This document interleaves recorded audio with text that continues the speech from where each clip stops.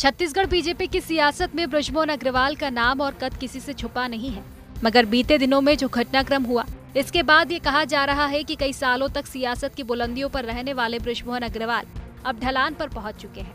बात चाहे केंद्रीय मंत्रिमंडल में उन्हें शामिल नहीं करने की हो या फिर नियमानुसार तय समय से पहले विधानसभा की सदस्यता से इस्तीफा दे देना हो, वे दुखी भी नजर आए।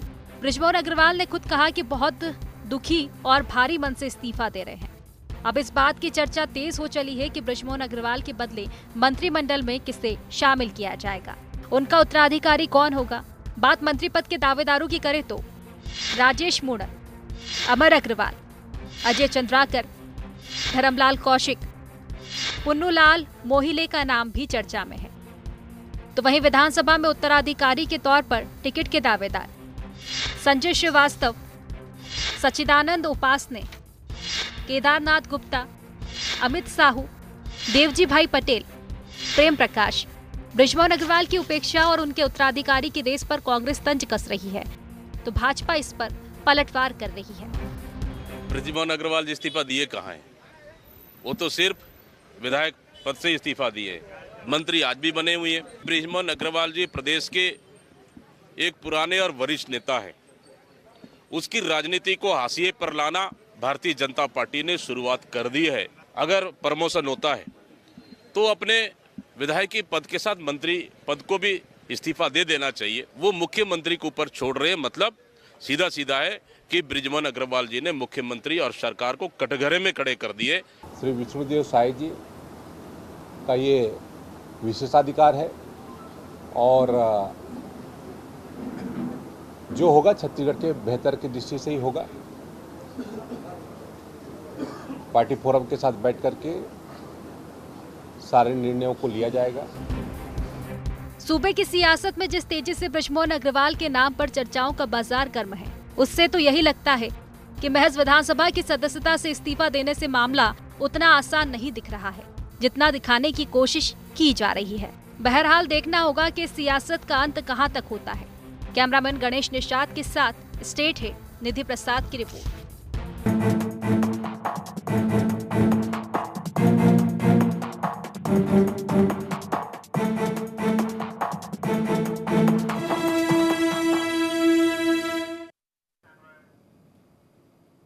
नमस्कार, गुहार छत्तीसगढ़ उत्तराधिकारी की रेस में आपका स्वागत है और मैं हूं आपके साथ खुशी व्यास। तो देखिए, छत्तीसगढ़ में साल 2023 के अंत में हुए विधानसभा चुनाव में भाजपा सत्ता में वापसी करने में कामयाब हो गई। विष्णुदेव साय को मुख्यमंत्री बनाया गया। मुख्यमंत्री ने चंद दिनों बाद अपने मंत्रिमंडल का गठन भी किया। अब रायपुर दक्षिण से विधायक और वरिष्ठ नेता बृजमोहन अग्रवाल को मंत्रिमंडल में शामिल किया गया था, लेकिन 17 जून को उनके विधानसभा सदस्यता से इस्तीफे के बाद अब चर्चाओं का बाजार गर्म हो चुका है। मंत्रिमंडल में किसे शामिल किया जाएगा, इसको लेकर चर्चाएं चल रही है और कौन होगा बृजमोहन अग्रवाल का उत्तराधिकारी, इस पर भी एक बड़ा सवाल फिलहाल खड़ा हुआ है, जिस पर कांग्रेस भी लगातार तंज कस रही है। और अब आपको बता दें कि मंत्री पद से भी इस्तीफा बृजमोहन अग्रवाल जी ने दे दिया है, तो लगातार सवाल जवाब का दौर जारी है। इसी को लेकर आज हम चर्चा करेंगे। उसके पहले गुहार पॉइंट्स जान लेते हैं। कौन होगा बृजमोहन अग्रवाल का उत्तराधिकारी? साय कैबिनेट में कौन लेगा बृजमोहन अग्रवाल की जगह? रायपुर विधानसभा सीट से किसे मिलेंगे टिकट? बृजमोहन अग्रवाल बिना कैसी होगी छत्तीसगढ़ की सियासत?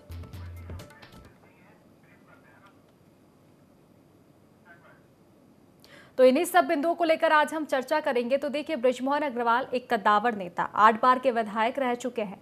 विधानसभा चुनाव में उन्होंने चुनाव लड़ा, विधायक एक बार फिर से बने और लोकसभा चुनाव में भी उन्होंने सांसदी के लिए चुनाव लड़ा। लोकसभा चुनाव में फतह हासिल की बृजमोहन अग्रवाल ने, क्योंकि 2 पद पर पदस्थ थे, 1 पद से इस्तीफा देना था।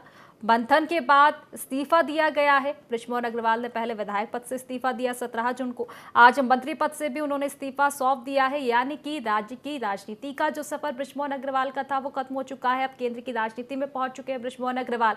लेकिन इसको लेकर सवाल जवाब का दौर जारी है कि क्या बृजमोहन अग्रवाल इच्छुक थे ये इस्तीफा देने के लिए, या पार्टी का किसी तरह का दबाव, जिस तरह से विपक्ष सवाल लगातार दाग रहा है सत्ता पक्ष पर कि पार्टी जिस तरह से चाह रही है उस तरह से बृजमोहन अग्रवाल जी से करवा रही है, और बृजमोहन अग्रवाल ने बेमन से ये इस्तीफा उनको सौंपा है। हालांकि तमाम तरह के सवाल लगाए जा रहे हैं, क्योंकि बृजमोहन अग्रवाल की अगर हम बात करें, कद्दावर नेता है, 8 बार के विधायक हैं बृजमोहन अग्रवाल, और अब क्योंकि इस्तीफे के बाद से लगातार जो चर्चाओं का बाजार है वो गर्म है। बीजेपी का कहना है कि अब केंद्र की राजनीति में सक्रिय नजर आएंगे बृजमोहन अग्रवाल। लेकिन अगर कांग्रेस की बात करें, कांग्रेस साफ तौर पर बीजेपी पर निशाना साधती हुई नजर आ रही है। कांग्रेस का कहना है कि बेमन से इस्तीफा दिया गया है, बृजमोहन अग्रवाल की इच्छा नहीं थी, लेकिन पार्टी ने कहीं ना कहीं मजबूर किया है। हालांकि कहा भी जा सकता है, क्योंकि जिस तरह से तस्वीरें सामने आ रही है, बृजमोहन अग्रवाल ने जब पहले विधायक पद से इस्तीफा दिया, काफी भावुक वे नजर आए थे और उन्होंने खुद कहा था कि मैं दुखी मन से इस इस्तीफे को दे रहा हूं। हालांकि अब केंद्र की राजनीति में सक्रिय नजर आएंगे और आज विधायक पद से इस्तीफा देने के बाद आज मंत्री पद से इस्तीफा दे दिया है बृजमोहन अग्रवाल ने। और आज की अगर हम बात की जाए तो आज भी काफी भावुक नजर आए थे, क्योंकि एक लंबा समय राज्य की राजनीति में उन्होंने लिया है, 8 बार के विधायक रह चुके हैं, तो निश्चित तौर पर राज्य की जनता से, राज्य के लोगों से जो लगाव है उनका कहीं ना कहीं कहा जा सकता है कि वो बृजमोहन अग्रवाल जी को खटक रहा है। इसलिए आज आंसू भी कहीं ना कहीं उनके झलके हैं, काफी भावुक होते हुए वे नजर आए हैं मंत्री पद से इस्तीफे के बाद। हालांकि सवाल अभी भी इसी पर है कि क्या नहीं इच्छा थी बृजमोहन अग्रवाल की इस्तीफे देने की, क्या किसी प्रकार का दबाव उन पर था?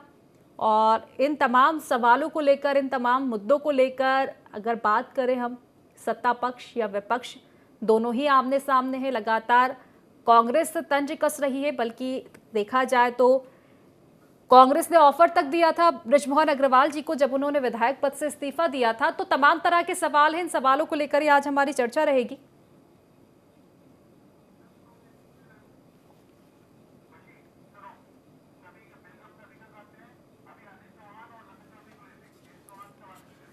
तो देखिए, इन्हीं सब मुद्दों को लेकर आज हम चर्चा करेंगे गुहार में। और चर्चा शुरू करें उससे पहले खास पैनल हमारे साथ जुड़ चुके हैं, उनसे आपका परिचय करवा देती हूँ। 3 खास मेहमान हमारे साथ जुड़ चुके हैं।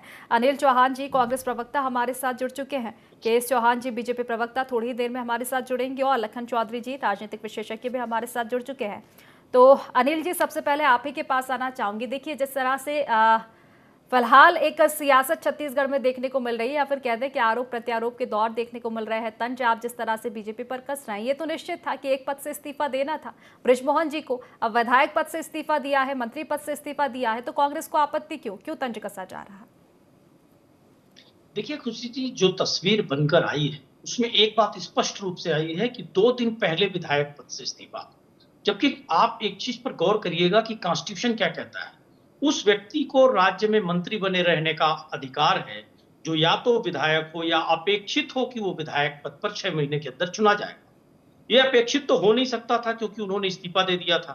तो ये अंतर्द्वंद तो है भाजपा के अंदर। भाजपा का शीर्ष नेतृत्व मुख्यमंत्री या बृजमोहन अग्रवाल जी के बीच या ऊपर और बृजमोहन अग्रवाल जी के बीच एक द्वंद तो है। इसलिए उन्होंने मंत्री पद और विधायक से एक साथ इस्तीफा नहीं दिया, उन्होंने विधायक पद से इस्तीफा दिया।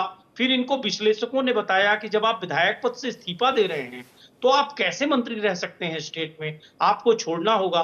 कहीं ना कहीं बृजमोहन अग्रवाल पर गंभीर दबाव है, भारतीय जनता पार्टी के अंदर गंभीर सरफुटबल है। उसकी परिणति आप इस रूप में भी देख सकते हैं कि पंजाब में किस तरह 80% लोगों की टिकट काट के दूसरे दलों से आए लोगों को इन्होंने टिकट दिया।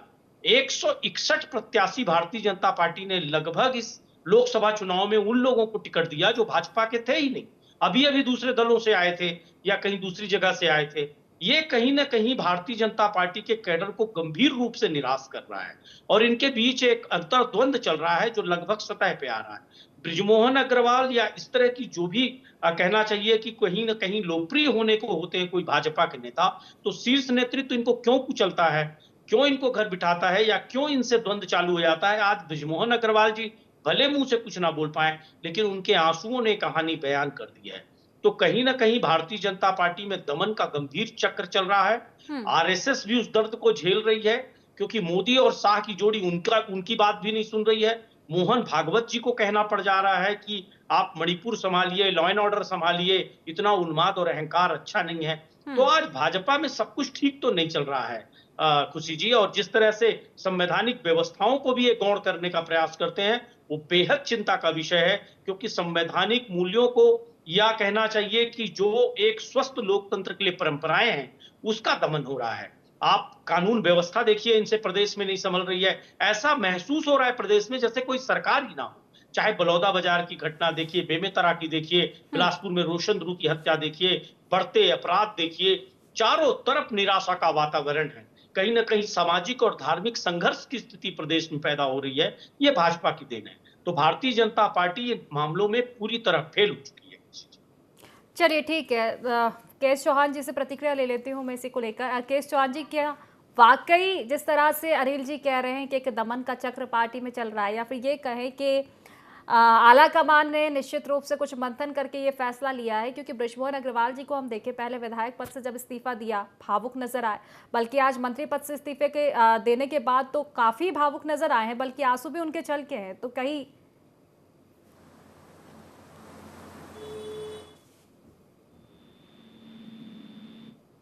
जी चौहान जी, आवाज मिल पा रही है आपको मेरी? जी आवाज मिल रही है। खुशी जी, सबसे पहली बात तो ये है, भावुक होने का मन, भावुक दो तरीके से होते हैं। एक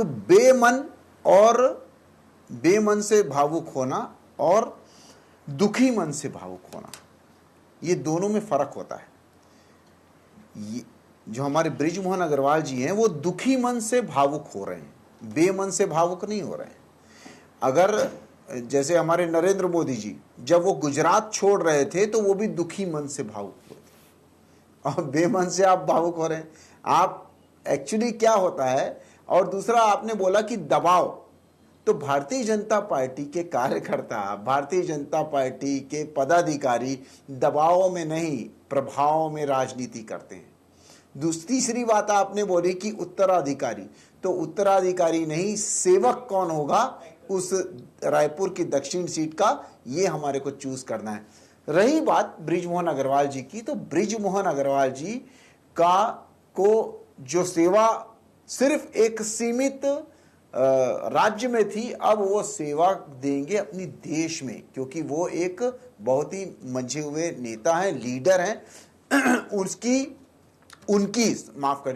उनकी जो सेवाएं हैं हम पूरे भारत में लें, ये भारतीय जनता पार्टी का निर्णय है। दूसरी बात यह है कि बेमन क्या होता है। अगर बेमन से कोई लड़ा है तो 1947 के बाद, खुशी जी इस बात को नोट ही करिएगा कि 1947 के बाद आज तक छत्तीसगढ़ में इतने भारी मतों से कोई नहीं जीता किसी भी पार्टी का, 1947 के बाद अभी तक। तो ये आप बताइए कि बेमन से लड़ना किसको बोलते हैं? अगर उनको तो ये मालूम ही था कि अगर मान लीजिए कि हम जीत जाते हैं तो छोटे सदन को तो हमारे को छोड़ना ही पड़ेगा, तो उसके बाद हमारे को आगे आना ही पड़ेगा। दूसरी बात, मेरे को एक तो बहुत हास्यास्पद बात लगी दीपक बैठ जी की। उन्होंने बोला कि बृजमोहन अग्रवाल जी को रास्ते से हटाने के लिए, उनको हाशिए में डालने के लिए, ये इनके शब्द थे, उनको हाशिए में डालने के लिए उन्होंने उनको टिकट दी गई। तो मैं ये पूछना चाहता हूं कि आपकी पार्टी ने भूपेश बघेल को हाशिए में डालने के लिए, ताम्रध्वज साहू को हाशिए में डालने के लिए, देवेंद्र यादव को हाशिए में डालने के लिए और शिव डहरिया को हाशिए में डालने के लिए टिकट दी थी? क्या ये इसलिए टिकट दी थी आपने? पहले अपना गिरेबान झांक के देखिए। और ये पदोन्नति होती है, ये किसी की हौसला अफजाई होती है कि उसको विधायक से, पार्षद से विधायक से उसको अगर सांसद की टिकट दी जाती है, सांसद से अगर राज्यसभा भेजा जाता है, तो ये उसको हाशिए में डालना ही नहीं होता, उसकी सेवाएं ज्यादा लेनी है। वो लीडर है, उनकी सेवाएं हमारे को ज्यादा लेनी है, इस वजह से उनको वहां पर भेजा जा रहा है। और भारतीय जनता पार्टी में जो जहां फिट होगा, जहां पर जिसकी जो देश को, प्रदेश को जहां उनकी जरूरत है, तो वो भारतीय जनता पार्टी का हर पदाधिकारी, हर कार्यकर्ता वहां पर जाने के लिए तत्पर होता है, वहां पर जाता है। सबसे पहले आप अपनी पार्टी के बारे में सोचिए। और छत्तीसगढ़ के लिए, छत्तीसगढ़ वासियों के लिए जो उपयुक्त होगा, भारत की जनता के लिए जो उपयुक्त होगा, भारतीय जनता पार्टी का हर पदाधिकारी, हर सेवक वही काम करेगा और हर निर्णय भारतीय जनता पार्टी के इस हिसाब से होता है। राजनीति में स्थापित होने के लिए नहीं, अपने देश को, अपने प्रदेश को, अपने समाज को स्थापित करने के लिए वो निर्णय लिया जाते हैं और उस निर्णय का हर लोग पालन करते हैं, क्योंकि हम उस विचारधारा से जुड़े हुए हैं कि जो विचारधारा ये बोलती है कि देश सर्वोपरि है, उसके बाद हमारी पार्टी है, उसके बाद कोई नेता आता है, ये हम इस विचारधारा से जुड़े हुए हैं।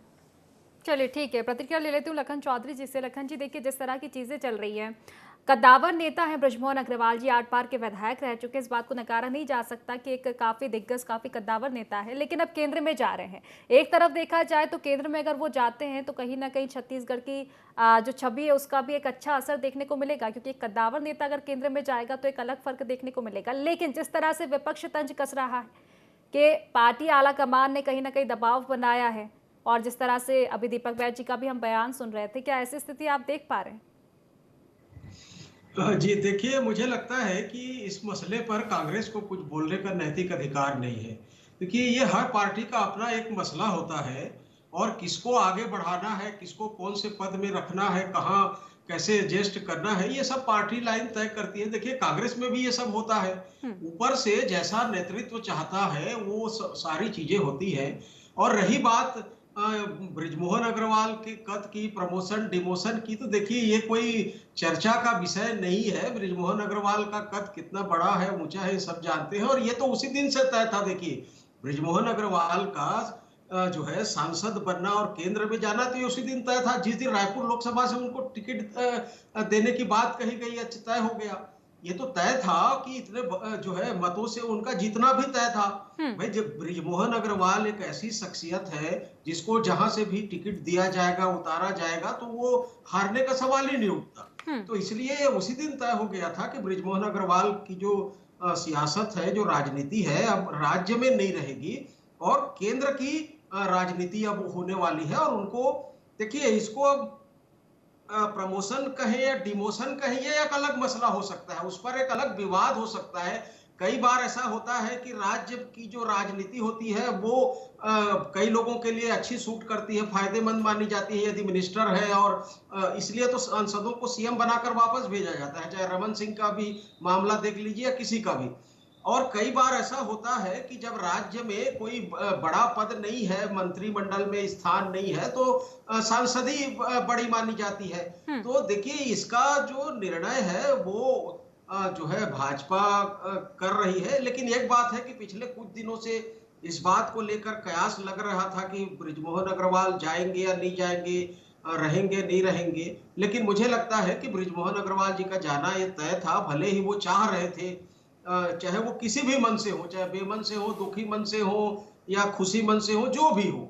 लेकिन शायद ऐसा लगता है, सूत्रों के हवाले भी ये पता चलती है कि उनकी इच्छा थी कि 6 महीने तक कम से कम, या 5.5-6 महीना तक जो भी समय है वो मंत्रिमंडल में रहें। लेकिन ये जो है, देखिए, कानूनी या संवैधानिक रूप से तो ये संभव था कि वो मंत्रिमंडल में रह सकते थे, लेकिन ऊपर का जो नेतृत्व है वो शायद नहीं चाहता, और वो चाहता है कि किसी नए व्यक्ति को इस पद पर बिठाया जाए। तो इसलिए मुझे लगता है आज मंत्रिमंडल से भी उनको इस्तीफा दिलाया गया है। चलिए ठीक है, अनिल जी के पास लौटूंगी। अनिल जी देखिए, जिस तरह से लखन जी बात कर रहे थे, हर चीज पर सियासत, हर बात पर सियासत कितनी आप लाजमी मानते हैं? ठीक है, क्योंकि ये तो कोई मुद्दा नहीं कहा जा सकता, ये बीजेपी का अंदरूनी मसला है। बीजेपी खुद सुलझाएगी कि किसका प्रमोशन होना है, किसका डिमोशन होना। अब इसमें विपक्ष को क्यों आपत्ति? अगर बात ये है कि पहले विधायक का चुनाव लड़ा, फिर सांसदी का चुनाव लड़ा, तो ये तो आपकी पार्टी में भी देखने को मिला था। भूपेश बघेल जी की बात कर ले और नेताओं की बात कर ले, फिर उस पर आपत्ति क्यों नहीं थी? देखिए खुशी जी, बहुत अच्छा सवाल है। लखन जी अच्छे विषय पर आप बलौदा बाजार की घटना देखेंगे जब, उसमें डिप्टी सीएम अरुण साव कहते हैं कि इसमें कांग्रेसियों का हाथ है, उनके पास कोई इनपुट सोर्स नहीं होता है, जबकि वो प्रदेश के उप मुख्यमंत्री हैं। विजय शर्मा जी कहते हैं कि ये प्रदेश के बाहर के लोगों का काम है। दोनों डिप्टी सीएम का बयान बिल्कुल अलग होता है। उसके बाद जो 3 मंत्री प्रेस कॉन्फ्रेंस करते हैं वो बिल्कुल अलग जाते हैं, एकदम अनुभवहीन, गैर जिम्मेदार सरकार है, संवेदनहीन सरकार है। सारे मंत्री अनुभवहीन है। एक पहली बार जीते हुए लोगों को डिप्टी सीएम बना दिया गया। सरकार के बयान हर घटना पे विरोधाभासी आते हैं। मॉब लिंचिंग की घटनाएं हो रही हैं, गृह मंत्री के यहाँ बैगा आदिवासियों की हत्या हो रही है, गौ सेवक की हत्या हो रही है, सामाजिक और धार्मिक वातावरण बिगड़ते जा रहा है, कानून व्यवस्था की धज्जियां उड़ रही हैं, कलेक्टर एसपी की कुर्सियों की बोलियां लग रही हैं। ऐसी स्थिति में बृजमोहन अग्रवाल जी का कैबिनेट में रहना मैं छत्तीसगढ़िया होने के नाते एक जरूरी बात समझता था। जब इतने अनुभवहीन मंत्री हों तो उनका रहना जरूरी था। दूसरी बात मैं आपको बता दूं, ये बेमन और दुखी मन की जो फिलॉसफी केएस चौहान साहब दे रहे थे, आपके दर्शक तो शायद जेल मिले, अगर इन्होंने बृजमोहन अग्रवाल जी को एक कहानी आमने सामने सुना दी ना, ये उनके कोप के भाजक बन जाएंगे। तीसरी बात, मैं बहुत इंपॉर्टेंट बात कहूंगा, बहुत हमारे सम्माननीय है आदरणीय वरिष्ठ पत्रकार जी ने कहा कि संवैधानिक व्यवस्था में प्रावधान है। निश्चित रूप से संविधान इस बात पर मौन है कि 6 महीने कोई हो सकता है, लेकिन एक बात पर आपका ध्यान आकर्षित करना चाहूंगा कि वो कहता है संविधान की या तो वो विधायक हो या अपेक्षित हो कि वो 6 माह में विधायक बनेगा, तो वो 6 माह उस पद पर रह सकता है। जो व्यक्ति विधायक का पद छोड़कर मंत्री पद पर बना रहना चाहता है, वो संवैधानिक मूल्यों के खिलाफ है। मैं ये नहीं कह सकता कि उसको चुनौती दी जा सकती किसी न्यायालय में, वो तो कह देंगे कि साहब हम 5 महीने बाद सांसद पद से इस्तीफा देके लड़ लेंगे, लेकिन ये संवैधानिक मूल्यों और परंपराओं के विरुद्ध है कि व्यक्ति विधायक पद से इस्तीफा दे रहा है और अपेक्षित है कि वो विधायक बनेगा। जवाब ले लेती हूं। संविधान का ये शब्द है, जवाब दे दीजिएगा अनिल जी की तो ये कहीं ना कहीं बृजमोहन अग्रवाल जी ने जो 17 और 19 का ये अंतर आया दोनों पदों से इस्तीफे के, ये अंतर्द्वंद को बहुत स्पष्ट करता है। ठीक है चौहान जी, जवाब दे दीजिए क्योंकि समय की कमी है अनिल जी, समय की कमी है चौहान जी से। बस 10 सेकेंड, ये सत्ताधारी पार्टी है, इससे फर्क सिर्फ कांग्रेस को नहीं पूरे प्रदेश को पड़ता है। तब खासकर जब अनुभवहीन लोग सरकार में बैठे हों, संवेदनहीन लोग सरकार में बैठे हों, मुद्दे उठाएंगे ना अनिल जी, केंद्र में पहुंच रहे हैं बृजमोहन जी, अब राज्य के मुद्दे केंद्र में उठेंगे। हालांकि क्योंकि देखिए ठीक है समय की कमी है। केएस चौहान जी जवाब दे दीजिए अनिल जी की बातों का। क्या मंत्री पद पर रहना चाहते थे 6 महीने तक? मंत्री और सांसद का नहीं होता है। अरे खुशी जी, मैं ये बोल रहा हूं कि खुशी जी अभी हमारे साथी प्रवक्ता ने बोला कि विरोधाभास है संविधान में, तो ये इस बात की पुष्टि करे कि विरोधाभास है क्या? संविधान में ये लिखा हुआ है कि पहले ही मतलब पहले मंत्री बना जा सकता है, विधायक लड़ने से बाद में मंत्री नहीं बना जा सकता है, ऐसा तो है नहीं। लेकिन और ऐसे कई निर्णय हुए हैं हमारे देश ने कई ऐसी परिस्थितियां देखी हैं, कैबिनेट मंत्री तक देखे हैं जो बाद में भी चुनाव लड़े हैं और पहले जो इस्तीफा देने के बाद भी उस पद पे रहे हैं। ऐसे हमने कई उदाहरण देखे हुए हैं। दूसरी बात यह है कि जैसे हमारे वरिष्ठ पत्रकार चौधरी जी ने बोला कि सांसद कांग्रेस को इसमें तंज कसने की कोई जरूरत नहीं थी, और एक्चुअल में एक उदाहरण मैं आपको चुनौती के साथ पूछता हूं, वो ये बोलते, आप अगर तर्क दे रहे हैं उसकी तो जगह जाने दीजिए, समय की कमी है। इसके बाद मुझे लखन जी के पास भी लौटना है, समय की कमी है। जी केएस चौहान जी थोड़ा जल्दी अपनी बात रखिएगा प्लीज। खुशी जी, अगर हमारे साथी प्रवक्ता या कांग्रेसी नेता ये बोलते कि कोई भी मंत्री हो लेकिन छत्तीसगढ़ का उसमें फायदा होना चाहिए, छत्तीसगढ़ का उत्थान होना चाहिए, उस विभाग का जो मंत्रिमंडल है उसमें कोई अवरुद्ध नहीं आना चाहिए, इस निर्णय में वो जरूर बोल सकते हैं कि छत्तीसगढ़ के बारे में। वो तो इतर दूसरी जगह बोलने लग गए, क्योंकि ये हमारा अंदरूनी मामला है कि हम किसको मंत्री बनाएंगे किसको नहीं बनाएंगे। हमारे सभी विधायक मंत्री बनने के लायक हैं, हम परिस्थितियों के हिसाब से मंत्री बनाएंगे। दूसरी बात यह है, छत्तीसगढ़ के लिए जो उचित होगा उस समय देश काल और परिस्थिति के हिसाब से, छत्तीसगढ़ के हिसाब से जो उचित होगा, जो अच्छा होगा उसको हम मंत्री बनाएंगे। दूसरी बात, आप इस बात पे बोल ही नहीं रहे छत्तीसगढ़ की जनता के लिए और छत्तीसगढ़ के विकास के लिए, तो बोल ही नहीं रहे आप। चलिए ठीक है, क्योंकि समय की कमी है। चौहान जी, अनिल जी से अंतिम प्रतिक्रिया के साथ चर्चा को समाप्त करूंगी। माफ कीजिएगा लखन जी से। लखन जी देखिए, जिस तरह की सियासत एक अपनी जगह है, लेकिन अगर बृजमोहन अग्रवाल जी की हम बात करें, हम शुरुआत से ही चर्चा कर रहे हैं, काफ़ी कद्दावर नेता हैं वो। अगर राज्य में उनकी भागीदारी हम देखें, जिस तरह से हालांकि अब उन्होंने इस्तीफा दे दिया है, लेकिन 8 बार के विधायक रह चुके हैं, निश्चित तौर पर कद्दावर नेता है। अगर केंद्र में जाते हैं तो छत्तीसगढ़ के लिए निश्चित तौर पर ये एक अच्छी बात होगी कि जो राज्य के मुद्दे हैं वो केंद्र में कद्दावर नेता उठाएगा, लेकिन एक बड़ा सवाल ये भी छूटता है कि आखिर उत्तराधिकारी कौन होगा अब उनके जगह, क्योंकि एक अहम भूमिका में थे जब राज्य की राजनीति में थे। देखिए, उत्तराधिकारी कौन होगा ये तो पार्टी का अंदरूनी मामला है, पार्टी तय करेगी। और जितने नाम की चर्चा अभी हो रही है, आपके चैनल में भी चल रहा है, तमाम चैनल में, उसमें से कोई नहीं होगा। देखिए, भाजपा की जो रणनीति होती है ना, वो कहां से कोई नया नाम आता है इसको कोई नहीं जानता। लेकिन ये है कि बृजमोहन अग्रवाल जी का जिस तरह से उनकी लोकप्रियता है, उनका कद है और उनकी प्रतिभा और छवि है, मुझे लगता है कि केंद्रीय मंत्रिमंडल में यदि इनको लिया जाता और मंत्रिमंडल में एक मंत्री के रूप में लिया जाता तो ये छत्तीसगढ़ के लिए भी एक गौरव की बात होती है। और उनके जो समर्थक है और तमाम जो यहाँ आप किसी से भी छत्तीसगढ़ से पूछेंगे तो हर कोई ये चाहता है और हर किसी की ये इच्छा थी कि मंत्रिमंडल में उनको लिया जाना चाहिए था। और वैसे भी 10 यहाँ से सांसद हैं, तो एक जो है कि जगह बजाय 2 स्थान जो है रखा जा सकता था, तो ये ज्यादा अच्छा होता और बृजमोहन अग्रवाल जी के लिए भी बेहतर होता और राज्य के लिए भी ये अच्छा होता। निश्चित तौर पर लखन जी, और बेहतर होता। और देखा जाए तो सियासत का मेन मुद्दा, मेन मसला यही हुआ होगा कि मंत्री आखिर उनको क्यों नहीं बनाया गया। हालांकि ये आला कमान बीजेपी का डिसाइड करेगा कि किसको मंत्री बनाना है, किसको कहाँ बैठाना है, लेकिन इस पर सियासत कितनी लाजमी है, किस तरह की सियासत देखने को और आगे मिलेगी, अब ये भी हमको देखना होगा। तो फिलहाल क्योंकि समय सीमा की कमी के चलते चर्चा में यही समाप्त करूंगी। आप तीनों मेहमानों का बहुत बहुत शुक्रिया इस चर्चा में जुड़ने के लिए। तो देखिए, सियासत अब बृजमोहन अग्रवाल को लेकर लगातार छत्तीसगढ़ में जारी है। पहले विधायक पद से उन्होंने इस्तीफा दिया, मंत्री पद से आज उन्होंने इस्तीफा दे दिया है। बीजेपी आला कमान का डिसीजन मान रही, आला कमान का निर्णय मान रही, लेकिन कांग्रेस बीजेपी पर हमलावर नजर आ रही। देखने वाली बात होगी इस मुद्दे पर सियासत कहां तक पहुंचती है। तो फिलहाल गुवाहाटी छत्तीसगढ़ में बस इतना ही। आप बने रहिए IND24 के साथ। नमस्कार।